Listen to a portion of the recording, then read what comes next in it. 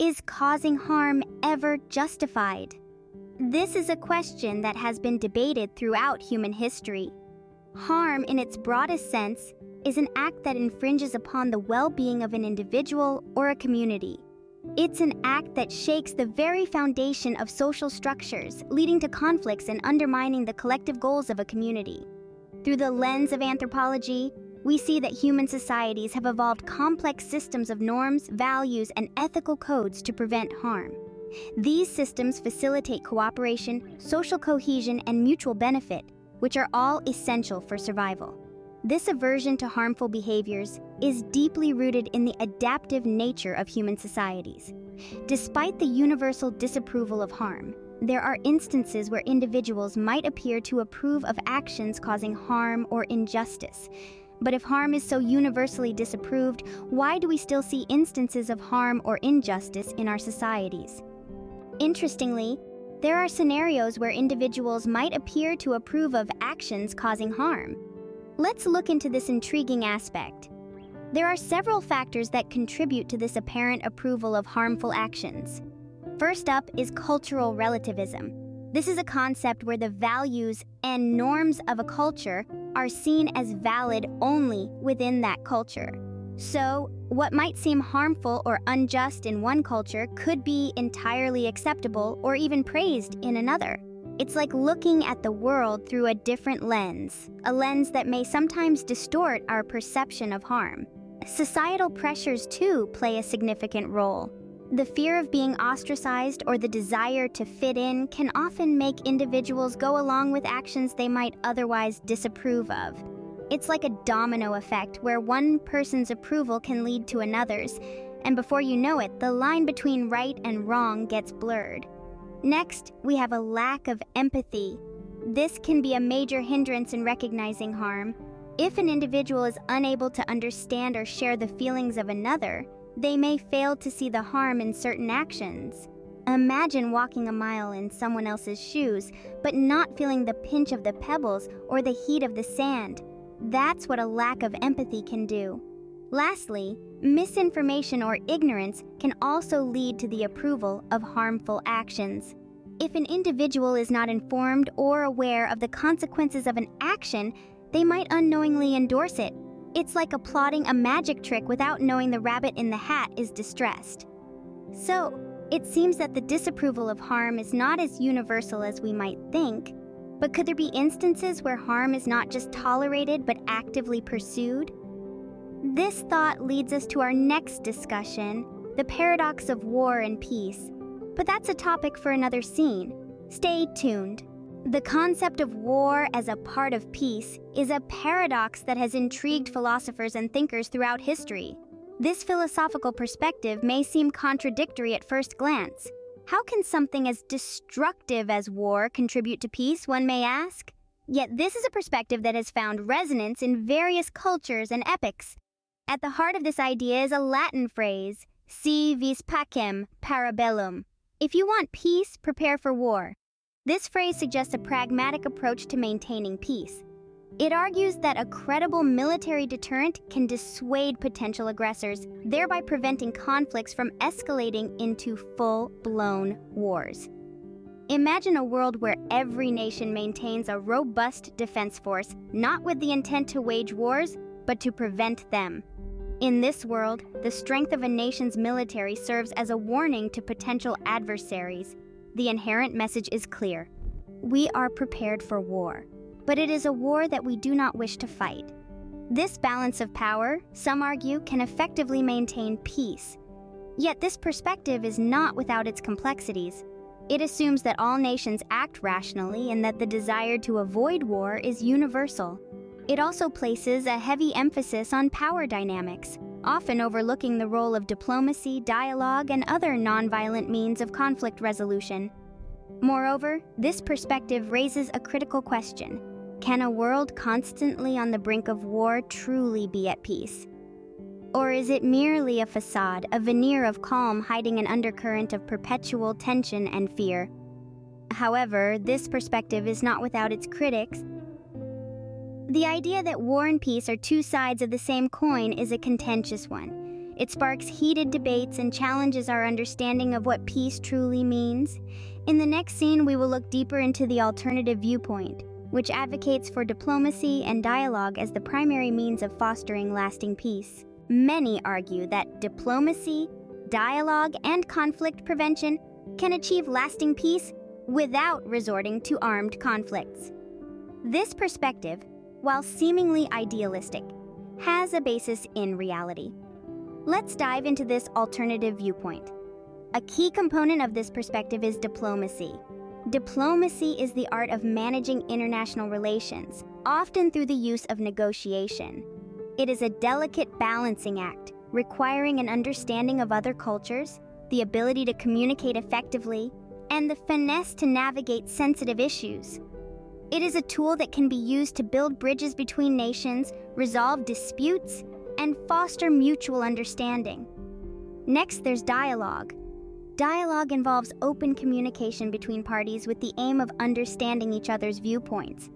It can be a powerful tool in conflict resolution as it encourages empathy, builds trust, and opens the door for compromise. A conversation, a discussion, a shared cup of tea, these seemingly simple acts of dialogue can be the catalyst for profound change. Then there's conflict prevention. This involves identifying potential sources of conflict and addressing them before they escalate. This could mean addressing economic disparities, ensuring access to resources, promoting social inclusion, or implementing policies that promote equality and justice. By addressing these issues proactively, we can prevent the seeds of conflict from taking root in the first place. Of course, we can't forget international cooperation.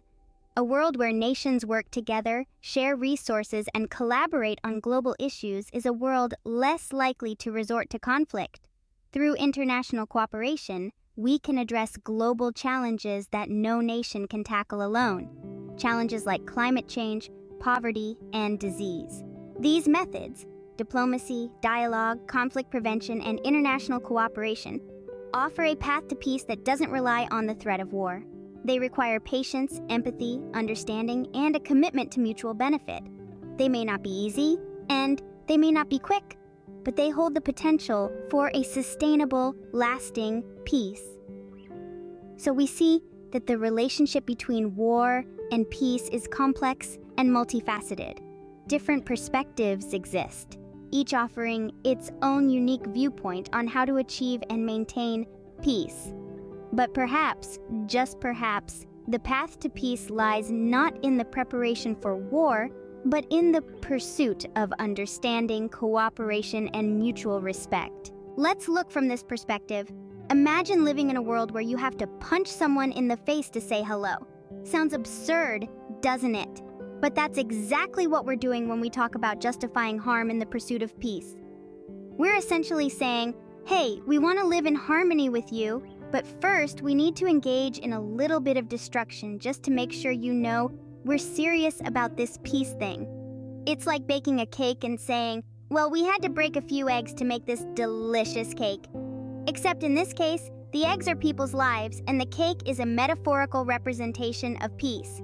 Now let's put this into another perspective.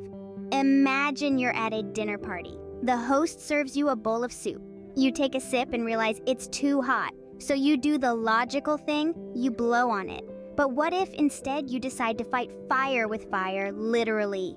You take out a flamethrower and blast the soup, hoping it'll cool down? Makes sense, right? No, well, that's the logic we're employing when we say si vis pacem para bellum. And let's not forget the classic ends justify the means argument. It's like saying, yes, I did steal your car, but I used it to drive to the charity event, so it's all good, right? It's a slippery slope that leads to a world where we can justify any action as long as we can spin it into a narrative of achieving a greater good. So next time you find yourself contemplating the paradox of war and peace, remember the hot soup and the stolen car. It might just help to add a little perspective.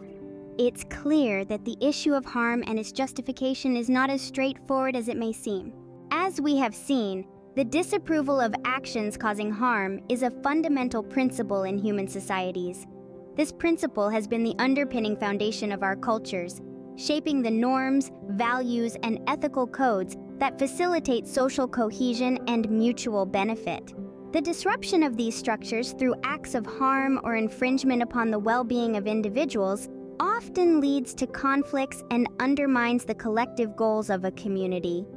Our exploration took us through the idea that the disapproval of harm is not always universal, highlighting the complexities of human behavior. Cultural relativism, individual psychological factors, societal pressures, lack of empathy, and ignorance or misinformation can sometimes result in apparent approval of actions causing harm or injustice. Such complexities are a testament to the adaptive nature of human societies and the intricate mechanisms at play in our social dynamics. We delved into the paradoxical relationship between war and peace, a philosophical debate that has echoed throughout history. The Latin phrase si vis pacem para bellum encapsulates one perspective. If you want peace, prepare for war. This viewpoint suggests that a credible military deterrent can discourage potential aggressors, leading to a balance of power that helps maintain peace. Yet, we also explored an alternative viewpoint advocating for diplomacy, dialogue, and conflict prevention. This perspective argues that these nonviolent methods can be more effective in achieving lasting peace without the need for armed conflicts. Different perspectives exist on the role of military force in achieving or maintaining a peaceful world, and it's essential to consider these varying viewpoints in our understanding of peace and conflict. We even ventured into the realm of satire, adding a touch of humor to our exploration. The satirical take served to illustrate the complexities of these issues further, highlighting the often absurd contradictions that can arise when we delve into the intricate dynamics of harm, peace, and conflict. In essence, the relationship between harm and societal norms, the paradox of war and peace, and the complexities surrounding the justification of harm all contribute to our understanding of human societies. These complexities remind us of the importance of empathy, understanding, and dialogue in navigating the challenges we face as a collective. In conclusion, while the disapproval of harm underpins our societies, understanding why harm occurs, and the complexities surrounding its justification can help us build a more peaceful world. Our exploration of these issues is a testament to the power of dialogue, understanding, and empathy in fostering a more harmonious and peaceful society. Together, we can navigate the complexities of our world, strive for peace, and work towards a future where harm is the exception, not the rule.